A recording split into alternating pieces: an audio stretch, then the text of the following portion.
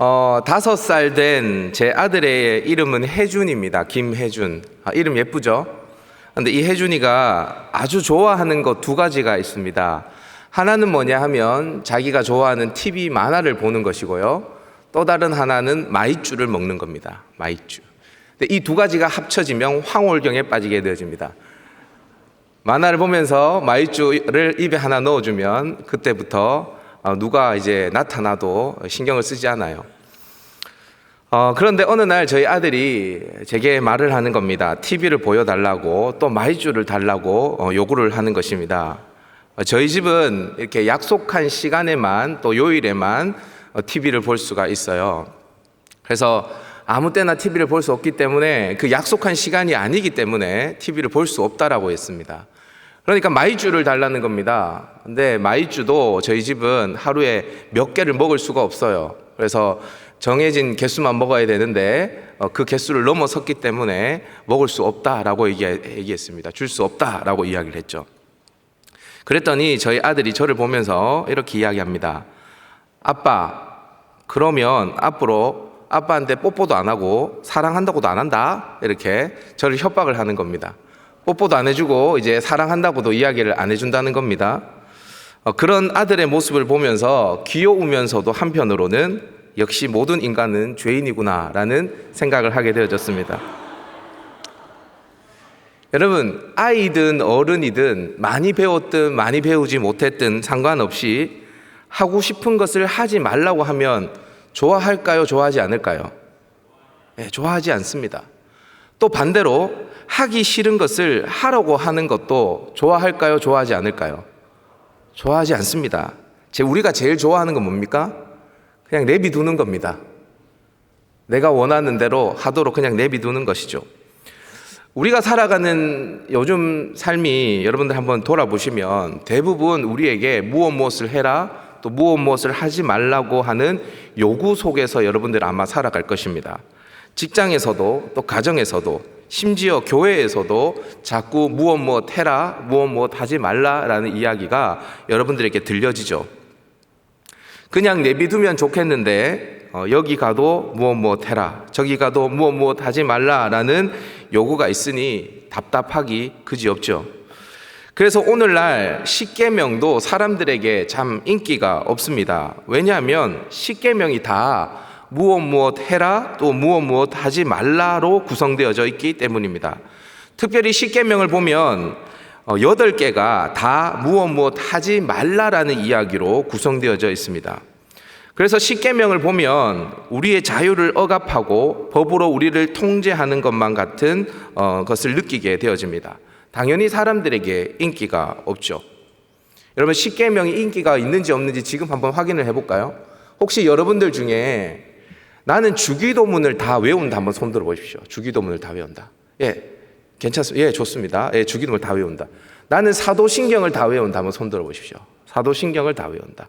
자, 내려 보십시오. 나는 십계명을 다 외운다 한번 손들어 보십시오. 십계명. 예. 저도 어젯밤에 외우려고 하는데 잠깐 헷갈리더라고요. 예. 여러분, 이렇게 십계명은 우리에게 인기가 없어요. 그죠? 사실 사도신경은 성경 안에 들어있는 내용이 아니거든요. 사도들의 신앙 고백인데 사도신경을 다 외우고 우리는 주기도문을 다 외우지만 십계명은 잘 외우지 않습니다. 그만큼 인기가 없는 것입니다. 그러면 십계명은 정말 우리를 억압하고 통제하고 뭘 못하게 하고 하기 싫은 것을 억지로 하게 만드는 계명인가 법인가 우리가 한번 살펴봐야 되겠죠. 물론 십계명은요 율법 중에 율법입니다. 여러분, 성경에는 율법이 총 몇 가지가 있냐면 613가지의 율법이 있습니다. 613가지의 율법은 다 무엇 하라 무엇 하지 마라로 구성되어져 있습니다. 그리고 이 613가지의 율법을 모으면 십계명이 되어지는 겁니다. 여러분, 우리나라에도 헌법이 있고 법률이 있죠. 이 헌법 체계, 법 체계를 아시죠? 헌법이 있고 법률이 있습니다. 이 법률은 헌법에 배치되어지면 법률로서의 효력을 상실하게 되어집니다. 마찬가지로 613개의 율법은 반드시 이 십계명의 율법 속에 합치되어져야 되는 거예요. 그렇게 이 십계명은 모든 율법 중에 최고의 율법이라 할 수 있습니다. 다 무엇 해라, 무엇 하지 말라라고 구성되어져 있어요. 그래서 법이에요, 법. 법과 같은 형태로 구성되어져 있습니다. 여러분, 성경의 다른 모든 말씀은요, 하나님께서 모세에게 주신 말씀을 모세가 하나님의 영감을 받아서, 성령의 영감을 받아서 기록했죠. 그리고 하나님이 예레미야에게, 하나님이 사도 요한에게, 하나님이 사도 바울에게 다 영감으로 주신 말씀입니다. 즉 사람의 손을 빌려서 하나님이 우리에게 주신 하나님의 말씀이에요. 그런데 유일하게 성경에서 하나님이 자신의 손으로 친필로 기록한 말씀이 있습니다. 그게 뭔지 아십니까? 오늘 우리가 읽은 이 십계명입니다. 십계명. 출애굽기 20장 1절 2절만 읽었는데 이제 3절부터 계명이 시작되어지게 되어지죠. 이 십계명. 하나님이 자신의 손으로 친히 두 돌판에 써주신 말씀, 바로 십계명입니다. 여러분, 이 돌판을 하나님께서 하나님의 보좌, 하나님이 임재하시는 궤 안에 넣어두라고 했습니다. 법이 기록되어진 이 두 돌판이 궤 안에 들어있기에 우리는 이 궤를 무슨 궤라고 부릅니까? 처음 듣는 이야기입니까? 자, 율법의 핵심인 십계명의 두 돌판이 궤 안에 들어 있습니다. 그래서 이 궤를 우리는 무슨 궤라고 부릅니까? 법궤라고 부릅니다. 법궤. 율법이 들어가 있기 때문에 법궤라고 불러요. 여러분, 법이라는 것은 여러분들이 생각하는 대로 구속력을 가집니다. 하지 말라라는 것을 했을 때에, 또 하라는 것을 하지 않았을 때에 법은 그냥 넘어가지 않습니다. 그에 해당하는 벌을 반드시 부과하게 되어져 있습니다. 예컨대 제한 속도를 80km 넘지 말라라고 했는데 넘으면 어떻게 됩니까? 그럼 벌금을 내야 합니다. 하지 말라라는 것을 했을 때에 벌이 부과되어지는 것입니다. 세금을 내라고 했는데 내지 않으면 어떻게 되어집니까? 그것도 벌금을 내야 합니다. 법이 하라는 것을 하지 않았는 것은 그것에 대한 벌을 요구하게 되어지죠. 그래서 법이라는 것 자체가 무엇을 통제하고 억압하는 요소가 분명히 있습니다. 그러면 십계명이 법궤 안에 들어있는 그 계명이 정말 법인가? 법의 요소만 있는가? 그렇지 않아요. 여러분, 법이 기록되어 있는 십계명의 두 돌판이 궤에 담아져 있기 때문에 그 궤를 법궤라고 부른다고 했어요. 그런데 이 법궤를 성경에서는 다른 말로 부르기도 하죠. 아까 여기서 나왔습니다. 어떤 궤? 언약궤라고 부릅니다. 언약궤. 그러니까 이 법은 형태는 법으로 기록되어져 있지만 사실 언약이에요. 하나님과 이스라엘이 맺은 언약이라고 합니다. 다른 말로 증거궤라고 부르기도 합니다. 율법 중에 율법인 이 십계명의 두 돌판이 담긴 궤를 언약궤라고 하는 이유는 뭐냐 하면 하나님과 이스라엘이 맺은 언약의 내용이 이 십계명에 담겨져 있기 때문입니다. 언약의 증표예요. 여러분, 제가 한번 사진을 하나 준비했는데 이 사진이 어떤 사진이냐면 저입니다. 저와 제 아내입니다. 제 아내가 강력하게 모자이크 처리해달라고 요구했지만 제가 아마 군대 상병 때 휴가를 나와서 여자친구였던 제 아내와 아마 사진 찍었던 것 같습니다. 저 때는 뭐 스티커 사진 이런 게 유행했었거든요. 그래서 그런 거 찍었던 것 같습니다. 제가 제 아내 여자친구를 너무너무 사랑했습니다. 그리고 오랜 시간이 지나서 그 사람과 결혼을 하게 되어졌습니다. 사진 한번 보여주시겠습니까? 저렇게 결혼하게 되어졌죠. 무슨 일이 수년 동안 일어났는지 모르겠지만 여러분 믿지 않으실 수도 있겠지만 29살입니다. 제 나이가 저 때. 저 때나 지금이나 변함이 없죠? 네. 아마 제가 60살이 돼도 지금과 같은 모습으로 하고 있을 줄 믿습니다. 그렇게 결혼을 했는데 결혼식 날 이렇게 식장에 들어갔더니 저희 담임 목사님께서 주례를 서셨거든요. 주례자 목사님께서 제게 묻는 겁니다. 2010년 10월 16일 어마어무시한 질문을 하셨습니다. 신랑 김보훈 군은 신부 정은성 양을 그대의 아내로 삼아 기쁠 때나 슬플 때나 강건하거나 병들거나 부유하거나 가난하게 되는 모든 경우에도 사랑하고 존중히 여기며 도와주고 보호하며 진실한 남편으로 일정한 부부의 대의와 정조를 굳게 지킬 것을 확실히 서약하십니까? 라는 질문을 주례를 하시는 목사님께서 제게 던지셨습니다. 저는 이 질문에 너무나 큰 소리로 네라고 외쳐버렸습니다. 사실 이 외침이 얼마나 파괴력이 있는 외침인지 그때는 실감하지 못했지만 지금 와서 저는 실감하게 되어집니다. 여러분, 이 외침은 한 여인에게 내 시선을 고정하겠다는 외침이고, 이 세상의 모든 여자는 이제 나와는 전혀 상관이 없음을 선언하는 외침이었어요. 사실 어마무시한 외침입니다. 그런데 여러분, 제가 이 질문에 네라고 대답을 했을 때 제 안에 행복이 있었을까요? 없었을까요? 행복이 넘쳐 흘렀습니다.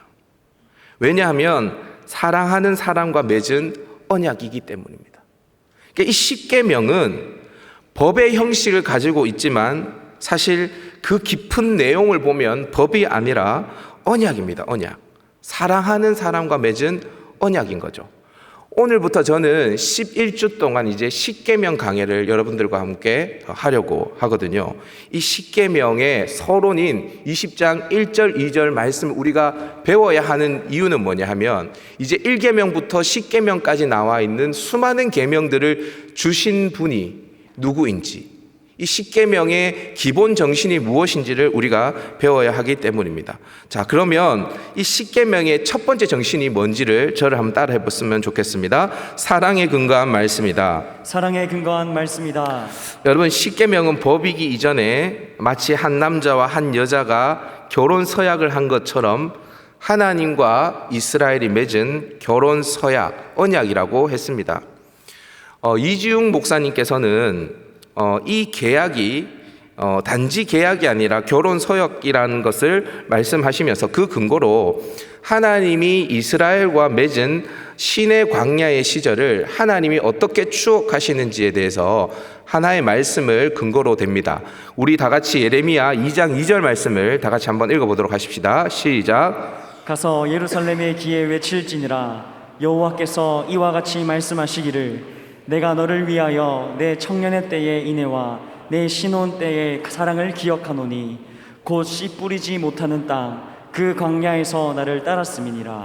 하나님이 광야의 시절, 이스라엘을 출애굽시켜서 인도하신 그 광야의 시절, 신의 광야, 그 광야의 시절을 하나님이 추억하시면서 하나님은 뭐라고 이야기하냐면 내가 그 신혼의 때의 사랑을 기억하노니라고 말씀하세요.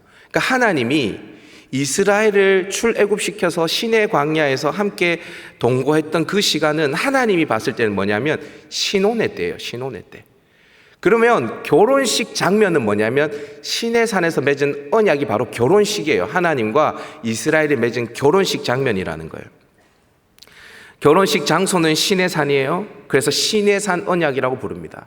그리고 그 시내산 언약의 신랑은 하나님이시고 신부는 이스라엘입니다. 그래서 이 시내산 언약을 이스라엘 언약, 히브리 언약이라고도 부르게 되어집니다.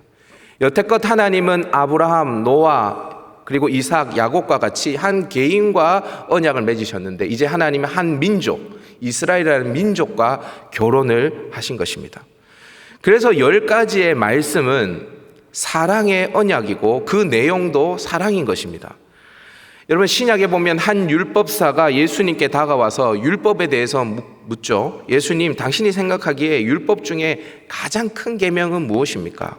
이에 예수님이 뭐라고 대답하시는지 우리 마태복음 22장 37절에서 40절까지 말씀 한번 읽어보도록 하십시다. 시작. 예수께서 이르시되 내 마음을 다하고 목숨을 다하고 뜻을 다하여 주 너의 하나님을 사랑하라 하셨으니 이것이 크고 첫째 되는 계명이요 둘째도 그와 같으니 내 이웃을 내 자신같이 사랑하라 하셨으니 이 두 계명이 온 율법과 선지자의 강령이니라. 네, 예수님께서 말씀하시는 거예요.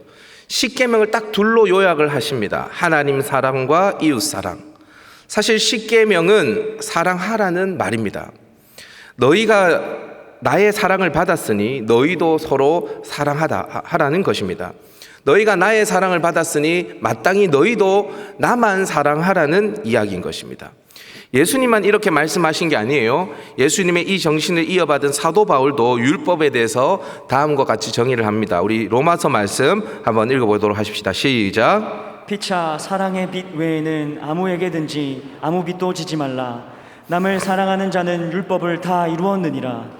간음하지 말라, 살인하지 말라, 도둑질하지 말라, 탐내지 말라 한 것과 그 외에 다른 계명이 있을지라도 내 이웃을 내 자신과 같이 사랑하라 하신 그 말씀 가운데 다 들었느니라. 사랑은 이웃에게 악을 행하지 아니하나니 그러므로 사랑은 율법의 완성이니라. 사랑은 율법의 완성이니라. 다른 말로 십계명은 법이 아니고 요약하면 사랑이라는 것입니다. 여러분, 오늘 본문을 한번 보십시오. 하나님은 제1계명의 말씀을 주시기 전에 먼저 자신이 어떠한 존재인지에 대해서 말씀하십니다. 3절부터 나오는 10가지의 계명보다 1절, 2절에 나와 있는 십계명의 서론이 그래서 더 중요한 것입니다. 왜냐하면 이 계명을 주신 분이 어떠한 분인지를 정확하게 알면 이 계명을 주신 분을 완전히 이해할 때 그 계명의 성격에 대해서 우리는 오해하지 않을 수 있기 때문입니다. 자, 그러면 십계명을 주신 하나님이 어떠한 분이라고 출애굽기에서 설명하냐? 우리 다시 한번 1절, 2절 말씀을 읽어보도록 하십시다. 시작. 하나님이 이 모든 말씀으로 말씀하여 이르시되 나는 너를 애굽 땅 종되었던 집에서 인도하여 낸 내 하나님 여호와니라. 네, 하나님이 하나님 자신을 소개를 하십니다. 이스라엘에게 10개의 계명, 무엇 해라, 무엇 하지 말라라는 명령을 주신 하나님은 어떤 분이신가? 애굽 땅에, 그러니까 종되었던 그 애굽 땅에서 이스라엘을 인도해 내신 하나님이십니다. 애굽 땅에서 그 종되었던 집에서 이스라엘을 인도하신 하나님. 여러분, 이스라엘 백성들이 애굽 땅에서 어떠한 삶을 살았는지 출애굽기 1장, 2장을 보시면 여러분들이 대번 아십니다. 여러분, 성경을 보시면 이스라엘 백성들은 하루 종일 벽돌을 굽으면서 국고성 람셋과 비돔을 건축하는 데 노예로 동원되어졌습니다. 이스라엘 백성들의 숫자가 많아지게 되어지자 애굽 왕 바로는 남자아이를 다 죽이라는 명령을 내리게 되어졌습니다. 그래서 이스라엘 백성들에게 탄식과 부르짖는 소리가 계속 이어지게 되어졌습니다. 그 소리가 하나님께 들렸다라고 성경은 기록해 놓고 있어요. 이 비참한 상황 속에서 바로의 그 압제로부터 건져내신 분이 누구라고 이야기하십니까? 그분이 이 계명을 주신 하나님이다라고 말하는 것입니다. 근데 여러분, 그 하나님이, 그 건져내신 하나님이 성경에 보면 이렇게 기록되어져 있죠. 나는 너를 애굽 땅 종되었던 집에서 인도하여 낸 내 하나님 여호와니라. 그렇게 인도하신 하나님이 이스라엘의 하나님이라는 것입니다. 그렇게 이스라엘에게 자유를 주신 분이 이스라엘의 남편이라는 것입니다. 여러분, 따라서 이 십계명은 법이 아니라 사랑에 근거한 말씀이라는 것을 여러분들이 믿으셔야 합니다. 이스라엘을 사랑해서 그들에게 자유를 주신 분은 결코 그들을 속박할 이유가 전혀 없는 것이죠. 둘째로 이 십계명의 정신이 뭐냐? 저를 한번 따라해 보도록 하십시다. 은혜에 근거한 말씀이다. 은혜에 근거한 말씀이다. 앞서서 저는 십계명이 법이 아니라 언약이고, 그리고 그 언약은 사랑에 근거한 것이다. 또 출애굽기에서 이스라엘과 하나님이 맺은 언약은 바로 결혼식에서 한 혼인 서약과 같은 것이다 라고 말씀드렸죠. 자, 그런데 이 십계명이 출애굽기에만 기록되어진 게 아니라 똑같은 십계명이 신명기 5장에도 기록이 되어져 있습니다. 신명기는요, 성경을 여러분들 읽어보시면 아주 독특한 형식으로 구성되어져 있는 책입니다. 신명기는 그 구조를 이해할 수 없는 정말 복잡한 구조로 되어 있는 책이어서 성경학자들도 이 신명기에 대해서 고민을 많이 했던 책입니다. 그런데 맨델 홀이라는 사람이 1955년 히타이트족의 종주권 조약의 전문을 발견하게 되어집니다. 여러분, 종주권 조약이라는 건 뭐냐면 고대 근동에서 지배국과 피지배국, 그러니까 강대국과 강대국에 부속되는 약소국 사이에 맺는 조약을 가리킵니다. 당연히 이 종주권 조약은 강대국에 의해서 맺어지는 조약이기에 불평등 조약일 수밖에 없습니다. 아무리 부당한 요구가 들어있다 할지라도 이 언약에 따라 종주는 봉신에게 조약을 하사하고 봉신은 그 조약을 지킬 때 강대국으로부터 보호를 받을 수 있게 되어집니다. 만약에 이 약소국이 강대국의 보호를 거절하면서 이 조약을 걷어차면 그러면 이 종주국은 다시 봉신, 그 약소국을 쳐들어와서 다시 그 약소국을 다 점령하게 되어지죠. 이렇게 종주권 조약의 형태로 기록되어져 있는 책이 바로 신명기입니다. 종주, 강대국의 위치에 있는 나라가 그러니까 여호와 하나님이시고 붕신, 약소국에 위치한 이스라엘이 맺은 조약이 바로 이 신명기 조약인 것입니다.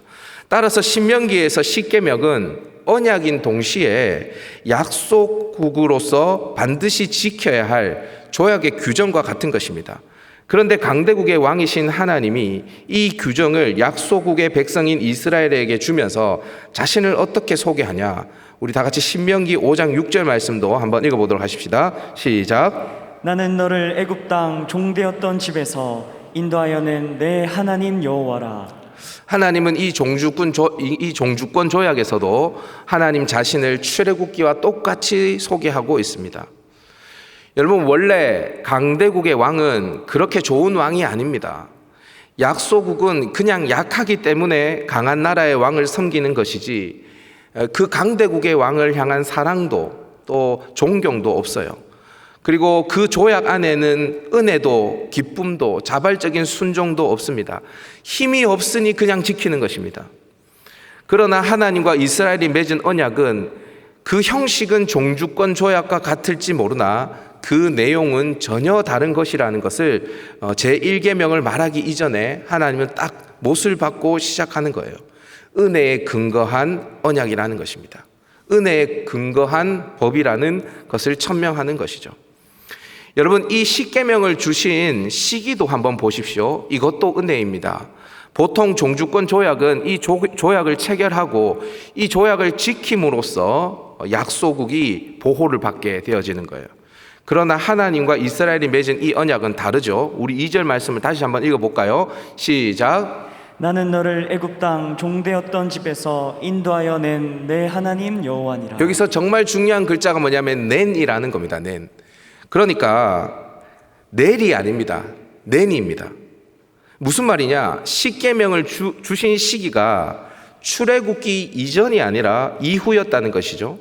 그러니까 야, 너희들 이 법을 잘 지켜. 그럼 구원해 줄게. 이게 아니고 이미 구원해 주시고 이 계명을 주신 것입니다. 즉 십계명이 구원의 조건으로 주어진 것이 아니라 구원받은 이후에 구원받은 백성의 윤리로 주신 계명이라는 것입니다. 그러니까 이 계명은 은혜입니다.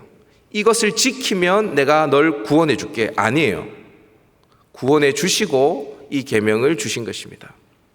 보통 세상 나라에서 맺은 종주권 조약과는 전혀 다른 방식으로 언약이 체결된 것입니다. 여러분, 우리가 십계명뿐만이 아니라 성경에 나와 있는 모든 계명의 말씀을 지킬 때에 반드시 기억해야 할 것이 뭐냐면 은혜입니다. 은혜. 여러분, 이게 없으면요, 은혜가 없으면요, 신앙생활은 다 전부 무거운 짐입니다. 교회 나오는 것도, 주일 예배를 드리는 것도, 봉사하는 것도, 헌금을 드리는 것도, 성경을 읽는 것도 다 짐이에요, 짐. 얼마나 많은 사람들이 은혜로 구원을 받았다라고 하면서 신앙생활을 이렇게 율법적으로 하는지 모릅니다. 짐으로 여기면서 하는지 몰라요. 그래서 신앙생활을 소가 도살장에 끌려가듯이 하는 사람들이 얼마나 많은지 모릅니다. 그게 다 왜 그러냐면 은혜를 놓치니까 신앙생활에 행복이 없는 것입니다. 여러분, 성경을 한번 보십시오. 다 무엇 해라, 무엇 하지 말라고 거의 대부분 기록되어 있습니다. 목사님들도, 전도사님들도, 강도사님들도, 간사님들도 다 뭐라고 얘기합니까? 주일 예배 와라, 새벽 예배 드려라, 성경 읽어라, 계속 무엇 해라라는 이야기만 계속하지 않습니까? 근데 여러분, 이 모든 것이 하나님의 은혜에 기초하여서 하나님의 사랑의 음성으로 들려지면 그러면 이 모든 것은 행복이 되어지는 것이죠. 그렇지 않으면 다 무거운 짐이 되어지게 되어집니다. 십계명은 법의 형태를 취하고 있습니다. 그러나 이 법은 결코 우리의 자유를 억압하는 것이 아닙니다. 칼빈은 기독교 강요에서 십계명을 이렇게 소개합니다. 자신의 삶을 하나님의 뜻에 맞추고자 하는 모든 사람과 나라를 위한 참되고 영원한 의의 법이며 사랑의 법이다. 십계명이 이렇게 의와 사랑의 법인 이유는 뭐냐면 이 법을 주신 하나님이 정의와 사랑의 하나님이시기 때문입니다. 여러분, 우리 하나님을 오해하지 마십시다. 우리 하나님은 강대국의 왕이 약소국의 국민을 억압하듯이 우리를 다그치면서 이 계명들을 지키라고 하시는 분이 아니십니다. 그분은 우리를 진리 안에서 자유케 하시는 분이십니다. 애굽 땅 종되었던 집에서 우리를 이끌어내신 분이십니다. 이스라엘을 그렇게 애굽에서 이끄신 하나님은 흑암의 권세에 있는 우리를 그의 사랑의 아들의 나라로 옮기신 분이십니다. 그리고 우리를 진리 안에서 자유케 하시는 분이시죠. 그분은 이스라엘을 사랑하셨듯이 우리를 사랑하시는 분이시고 이스라엘에게 은혜를 베푸신 것처럼 우리에게 한량없는 은혜를 베푸신 분이시라는 겁니다. 그분이 우리에게 말씀하시는 거예요. 나 외에 다른 신을 섬기지 말라. 나 외에 다른 신을 섬기지 말라. 우리가 다음 시간에 보겠지만 남편과 아내가 있습니다. 남편과 아내가 있어요. 여보, 나만 바라봐요. 당신과 나 사이에 어떤 여인도 어떤 남자도 그 사이에 없었으면 좋겠어요. 오직 나만 바라보세요. 라고 이야기하는 하나님의 사랑의 요청인 것이죠. 여러분, 이것을 알 때에, 이 하나님의 사랑을 이해할 때에 성경에 나와 있는 모든 하나님의 요청이 하나님의 억압의 요청이 아니라 사랑의 요청이라는 것으로 들려지게 되어집니다. 여러분, 시편 기자가 이렇게 고백하죠. 하나님의 모든 계명을 묵상하고 묵상하는데 그 계명이 꿀송이보다 더 달다라고 이야기해요. 꿀송이보다. 왜 꿀송이보다 더 달까요? 그게 다 하나님의 연애 편지로 읽혀지는 것입니다. 제가 신학대학원을 준비하면서 성경을 읽을 때 깨달은 것이 있는데, 여러분, 제가 성경을 읽으면서요, 정말 많이 울었어요. 왜 그러냐면, 그래서 이 성경을 읽다가 이 성경에 눈물이 떨어져서 잉크가 번진 적도 많이 있습니다. 왜 그랬냐면요, 하나님의 사랑이 계속 느껴지는 것입니다. 하나님이 나를 얼마나 사랑하는지. 십계명에 나와 있는 1계명부터 10계명까지 모든 하나님의 10가지의 말씀은 다 이 사랑의 요청인 거예요. 여러분, 이 하나님을 여러분들이 꼭 보시고 그 사랑 안에서 자유를 누릴 수 있는 저와 여러분 될 수 있기를 주님의 이름으로 축복합니다.